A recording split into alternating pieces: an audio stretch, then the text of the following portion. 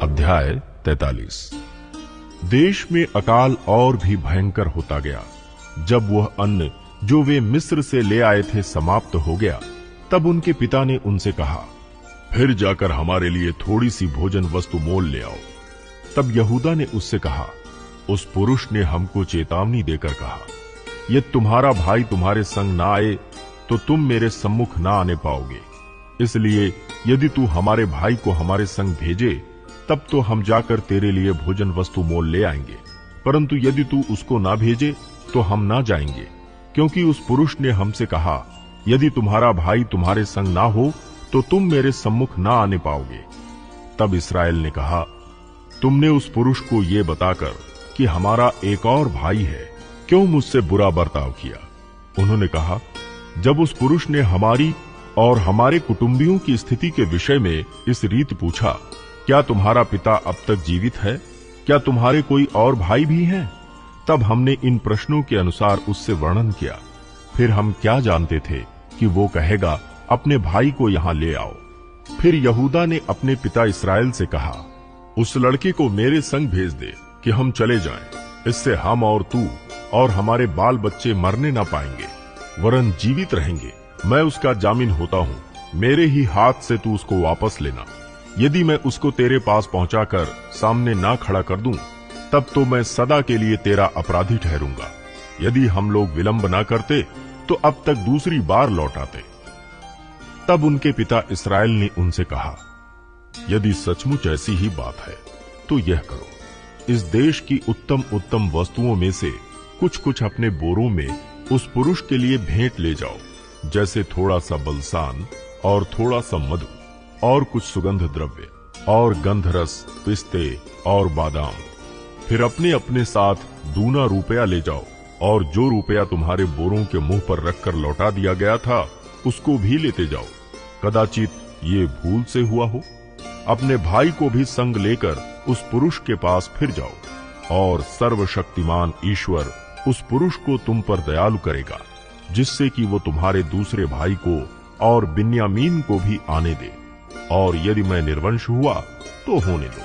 तब उन मनुष्यों ने वह भेंट और दूना रुपया और बिन्यामीन को भी संग लिया और चल दिए, और मिस्र में पहुंचकर यूसुफ के सामने खड़े हुए।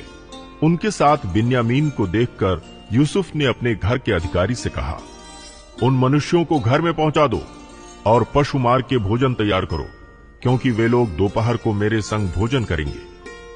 तब वो अधिकारी पुरुष यूसुफ के कहने के अनुसार उन पुरुषों को यूसुफ के घर में ले गया। जब वे यूसुफ के घर को पहुंचाए गए, तब वे आपस में डर कर कहने लगे, जो रुपया पहली बार हमारे बोरों में लौटा दिया गया था, उसी के कारण हम भीतर पहुंचाए गए हैं, जिससे कि वो पुरुष हम पर टूट पड़े और हमें वश में करके अपने दास बनाए और हमारे गदहों को भी छीन ले। तब वे यूसुफ के घर के अधिकारी के निकट जाकर घर के द्वार पर इस प्रकार कहने लगे, हे हमारे प्रभु, जब हम पहली बार अन्न मोल लेने आए थे, तब हमने सराय में पहुंचकर अपने बोरों को खोला तो क्या देखा कि एक एक जन का पूरा पूरा रुपया उसके बोरे के मुंह पर रखा है। इसलिए हम उसको अपने साथ फिर लेते आए हैं, और दूसरा रुपया भी भोजन वस्तु मोल लेने के लिए लाए हैं। हम नहीं जानते कि हमारा रुपया हमारे बोरों में किसने रख दिया था।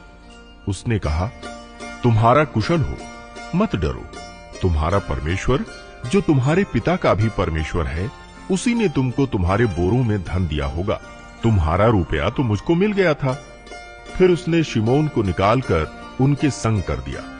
तब उस जन ने उन मनुष्यों को यूसुफ के घर में ले जाकर जल दिया। तब उन्होंने अपने पांवों को धोया। फिर उसने उनके गदहों के लिए चारा दिया। तब ये सुनकर कि आज हमको यहीं भोजन करना होगा, उन्होंने यूसुफ के आने के समय तक, अर्थात दोपहर तक, उस भेंट को इकट्ठा कर रखा। जब यूसुफ घर आया, तब वे उस भेंट को जो उनके हाथ में थी उसके सम्मुख घर में ले गए और भूमि पर गिरकर उसको दंडवत किया।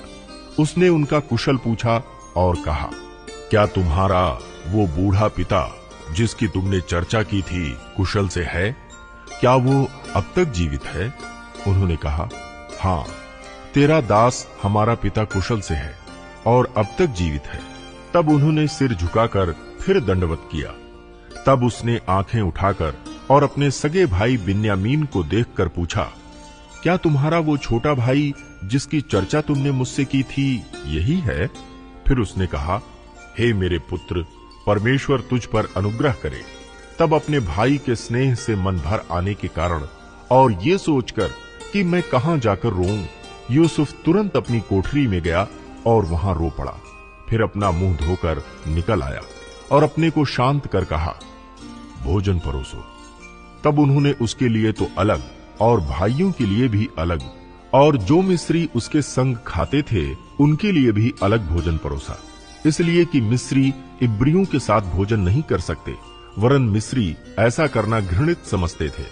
और यूसुफ के भाई उसके सामने बड़े बड़े पहले और छोटे छोटे पीछे अपनी अपनी अवस्था के अनुसार क्रम से बैठाए गए। ये देख वे विस्मित होकर एक दूसरे की ओर देखने लगे। तब यूसुफ अपने सामने से भोजन वस्तुएं उठा उठा के उनके पास भेजने लगा और बिन्यामीन को अपने भाइयों से 5 गुना भोजन वस्तु मिली। इस प्रकार उन्होंने उसके संग मनमाना खाया पिया।